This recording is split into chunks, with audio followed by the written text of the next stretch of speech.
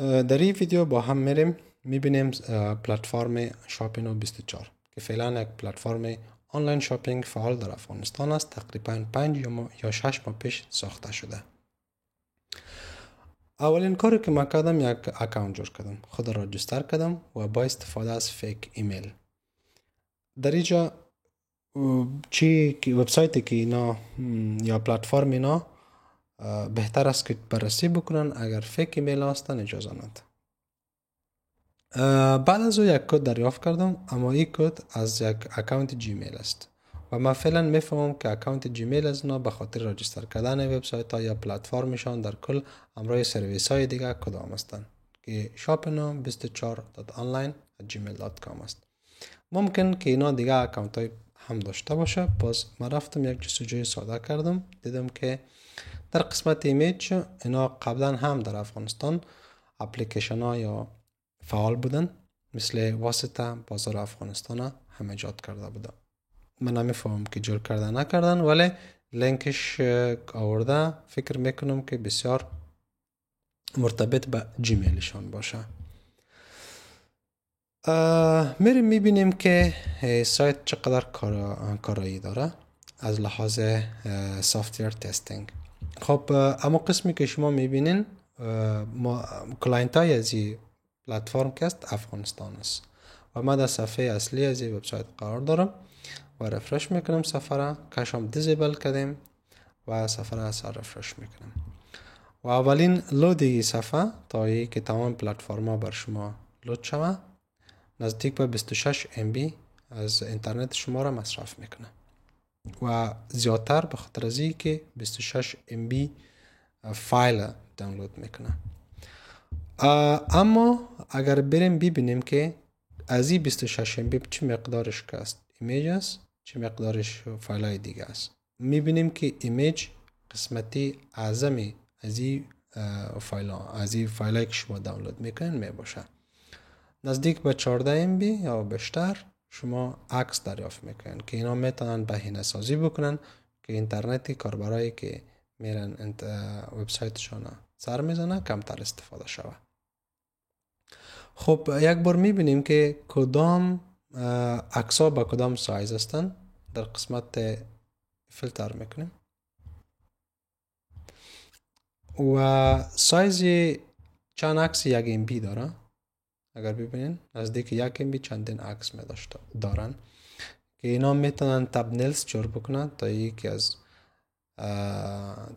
از اینترنت کاربران کمتر استفاده شوه. و هر قسمت را که شما مثلا هر بخش از اینا را که باز میکنین دوباره همین مقدار برای شما ایجاد میشه، لود میشه یا دانلود میشه. بعد از اون میریم در قسمت پروفایل و من میخوایم که ذخیره کنم، تغییرات رو نمیارم، ذخیره میکنم و وقتی که ذخیره میکنیم یک ریکوست میره، ریکوست پست طبعا، و در ریکوست پست شما در ریسپانس تقریبا تمامی اطلاعات را که از سرور پس بر شما ارسال میشه رو میبینین. در اینجا یک چیز خیلی جالب پیدا کردم که یک چیزی داریم به نام آد و یک قسمت دیگه هم داریم به نام یوزر. تقریبا اردوش با هم یکسان است، پس ما یوزر رو میبینیم. در قسمت یوزر تمامی استراکچر دیتابیس شان که شامل آیدی، نیم، ایمیل وریفایت، رول و تمامشان ما در API داریم. مشکلی که ایجاد میکنه ای است که من فعلا میفهمم 6941 یوزر ایجاد شده و اطلاعاتی که مثل updated ad، created ad و ایمیل verified، rules اینا را من ضرورت نداشتم مثلا، ولی اطلاعات بر من نشان میده در این قسمت و میتونه یکی از بزرگترین ضعف‌های از سیستم ما باشه، به خاطر از این که اطلاعات را ما ضرورت نداریم به یوزر نشان بدیم، ما در اینجا میبینیم. درست؟ دیگه چیزی را که ما میتونیم ببینیم این است که ما رمز فعلی را همراه رمز جدیدی که ما به پلتفرم میتیم اگر یکسان باشه هم قبول میکنه و تغییر میده، که از لحاظ امنیتی رمز جدید و رمز قدیم باید متفاوت باشه. سیست به این شکل. بعد از اون میریم ما یک اوردر ثبت میکنیم. در صفحه اصلی میرم یک اوردر انتخاب میکنم. بعد از اون با کارت اضافه میکنم و باز دوباره اگر بریم ببینیم که کدام ریکوست ها به ما ارسال شده از لحاظ API، کدام چیزایی که ارسال شده این است که ما یک ارسال یک از پروفایل دیتا است. میبینیم در قسمت کارت. بله اینجا و ما در قسمت کارت میبینیم مسائل پروداکت آیدی را و بخشای دیگه را و باز ما پروداکت آیدی را ضرورت نداریم به خاطر از اینکه ما سلاک داریم. این در قسمت API development ما یک از اینا را باید داشته باشیم. بنابراین ضرور نیست که ما آیدی پروداکت داشته باشیم در حالی که ما یک یونیک سلاک داریم و یک کفایت میکنه. از طرف دیگه عکسایشان که است در دایرکتوری استوریج است و ما میفهمیم که از پلتفرم از فریمورک لاراول استفاده کردن و فایلشان در داخل استوریج است و پروداکتس به مشکل میتونستن که اینا را یک CDN ایجاد بکنه.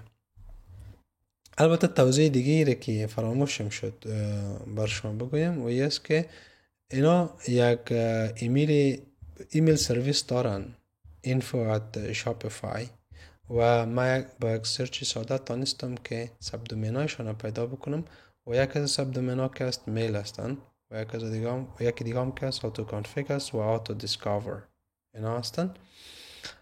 و وقتی که میل دیدم اینا از میل کاو استفاده میکنن پس اینا میل دارن، یعنی پلتفرم میلشان در حقیقت باز است تا جایی را مثلا یوزر از ادمین درست است از دومین ادمین باید اینا پابلیک نباشه حداقل. از طرف دیگه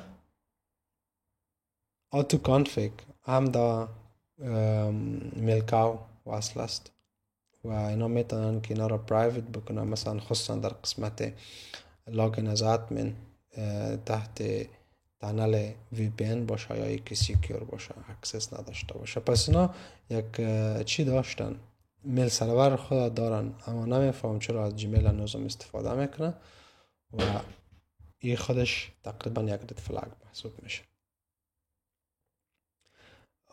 خب من این اوردر خود ادامه میتونم میگم تصفیه حساب میکنم و جالب تر از اویی است که ما در اینجا میتونیم معلومات مثلا تست شماره تلفن و ولایت تست و همین شکل و شماره خانه را بسیار یک عدد کلان میتیم مثلا درست است و ما میفهمیم که یک عدد کلان وجود نداره در این جای دنیا و ایره ما ثبت میکنیم.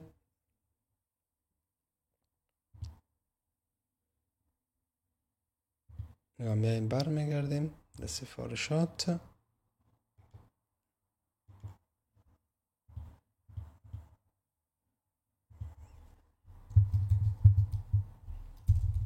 دوباره ثبت میکنیم. نمیفهم چرا نگرفته.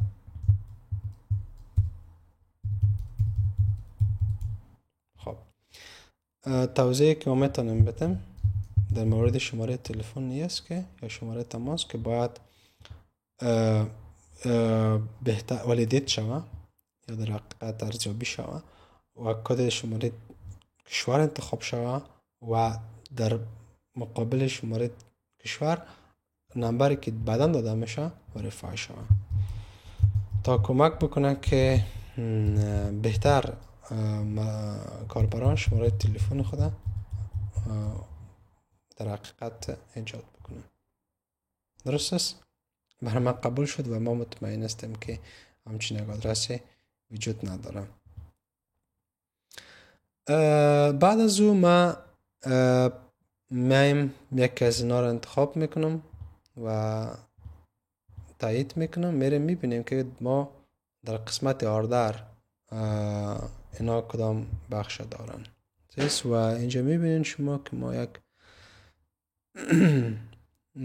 ارسال درخواست را آن کردن و ما میخوایم بفهمیم در قسمت آردر که کدام ریکوست را دیدن. ما از پست حتما استفاده میشه و یک از آخرین پست های را که ما داریم چک اوت است و در چک اوت ما میبینیم مسائلی که مربوط آردر میشه و آردری که ما ثبت کردیم 2467 است از لحاظ آردر دیتابیس. ما آردر نمبر را داریم در این قسمت اگر شما متوجه شین.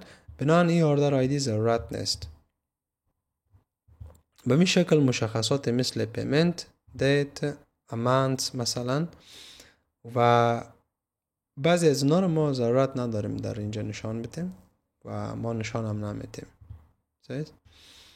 و مثلا یا آدرس لاین است که آدرس لاین ما شماره خانه ما به این اندازه طولانی است که امکانش نیست. درست؟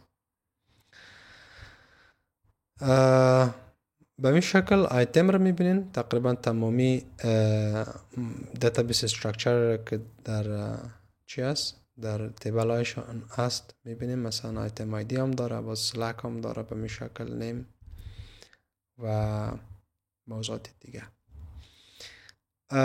بعد از اون ما فعلا میگه در حالت انتظار است، پرداخت در منزل است و اینما تانستم که آردر خود ایجاد کنم. در حقیقت وقتی در اینجا میبینیم در حال انتظار پرداخت است و آردر آیدی ما اینجاست، اما متاسفانه که نه آدرس ما دقیق است و نه شماره تماس ما. بنابراین اینا نمیتونه که با ما به تماس شوه. از طرف دیگه من میتونم که چندین اکاونت جور کنم و اویلیبیلیتی پروداکت های از اینا را در آردرهای فیک بندازم و اینا کدام چی را ندارن در قسمت، کدام والیدیشن را ندارن در قسمت. خب فکر میکنم تا همین قسمت بس است و باز دوباره میبینیم بخشای دیگه را در ویدیوهای بعدی.